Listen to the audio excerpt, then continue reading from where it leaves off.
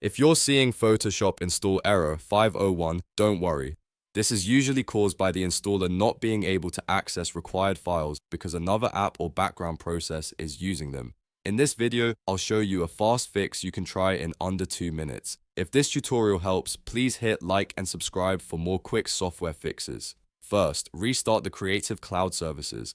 Close Adobe Creative Cloud completely, then press Ctrl, Shift, and Escape to open Task Manager. Look for Adobe Desktop Service and Creative Cloud, then end both tasks. Once that's done, reopen Creative Cloud and try installing Photoshop again. If the error still appears, move on to the main fix, clearing the Adobe cache. Open File Explorer and go to c:\users/users/appdata/local/adobe/oobe. Inside that location, delete the OOBE folder. After deleting it, restart your PC so Adobe can rebuild fresh files when it starts again. Next, open Creative Cloud one more time and sign out of your Adobe account. Then sign back in with the same account. This refreshes your login session and can clear installation issues that were caused by account sync problems. Now try the Photoshop installation again.